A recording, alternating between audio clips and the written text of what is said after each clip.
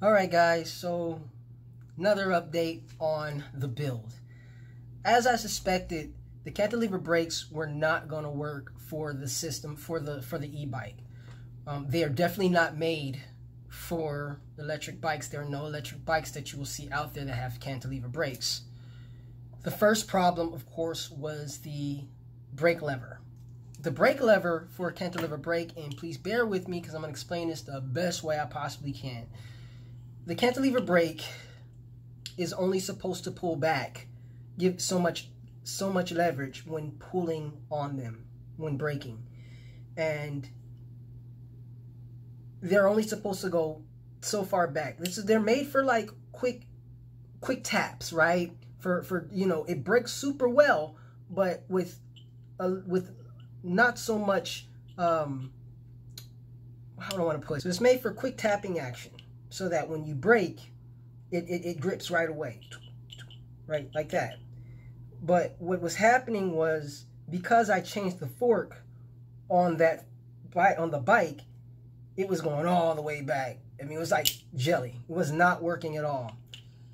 And it wasn't going to work because the e-bike brake system, the e-bike brakes that come with the kit, are basically not for cantilever brakes. So I decided to go, I wanted to do a rim brake, which is still what I have. I wanted to do a caliper rim brake, and I decided to go with a V brake instead. So this will be going on now, a little better. For those of you who are not familiar with the braking system, the V brake, the line is fed through here, and the brake cord goes through this part here. Is like a little, it's like a noodle or so. You string it through like a needle and thread, and it just goes through there, and it catches much better. This is more like a rim caliper brake, even though it's not. So I'm gonna go with these. I could work with this a lot better. Like I said, the cantilever brakes were a headache, and I worked on them for 2 days, and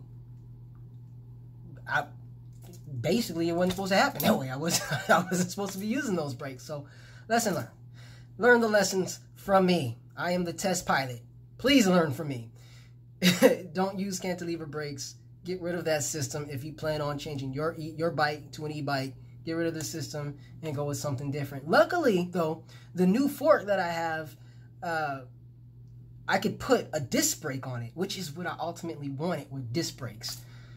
Now, I can't put it on the rear, but I can put it on the front, which I'm totally cool with. So I plan on changing the rim. I need to get a new rim for that, and then eventually I'll be able to put disc brakes on the front. I'll leave the back as a cantilever for now. I may end up changing it to a V brake. I don't know yet. But right now I'm still experimenting. I guess I'm sticking with the cantilever on the back because I have no issues with that. Nothing's been changed. It's still catching the way it needs to. But the front definitely had to be changed. Second thing, when I went to the bike shop, after having the bike for about a month, the tires that I love so much, I'm going to have to replace one of them. And I don't have anything as good as what I have now. The problem with the back tire is that I didn't catch it when I bought the bike, but after a few days, and I think the first ride or so, the tire started cracking. Like it's old, it's dried out around the wall, and it is cracking like crazy.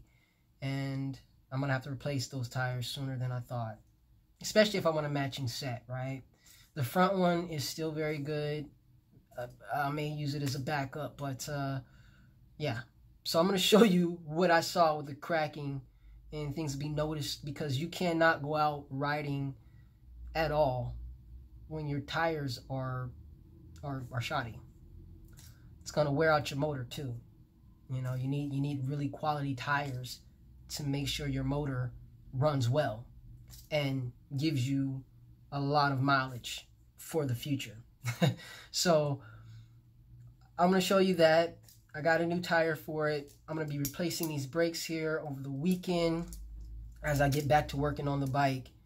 But this is just a quick update. There's some things that I'm learning and having to change in between. Let me give you a look at these tires though. All right, this one is the front tire, and this is a very healthy tire. Look at that.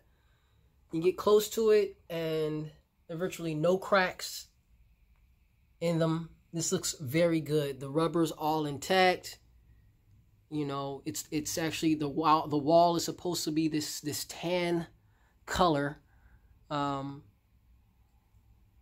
they're just these are good tires. I have no issues with these. However, the rear,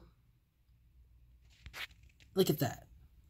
Nylon showing all out of it, and see how all that dryness is chipping off. And this is around the whole tire. All of a sudden, these webs of nylon showing how bad the tire is just started coming out.